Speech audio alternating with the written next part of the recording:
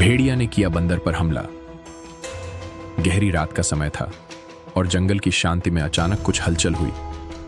एक भेड़िया अपनी खौफनाक निगाहों के साथ आहिस्ता आहिस्ता जंगल के भीतर घुस रहा था। उसकी भूख ने उसे इतना तड़पाया था कि वो अपने शिकार की तलाश में था।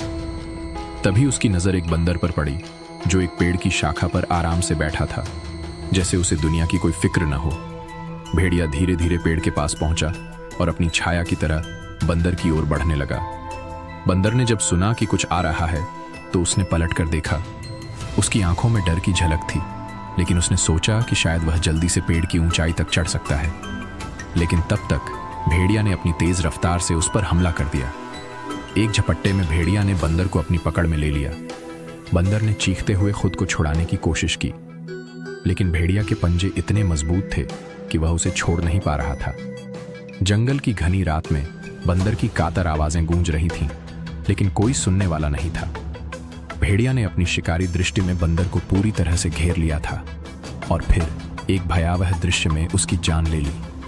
जंगल में उस रात के बाद से एक खौफनाक सन्नाटा छा गया। बंदर की आवाज अब कभी नहीं गूंजी और भेड़िया की भूख शांत हो गई। अब वह जंगल में और भी खौफ फैलाने के लिए तैयार था।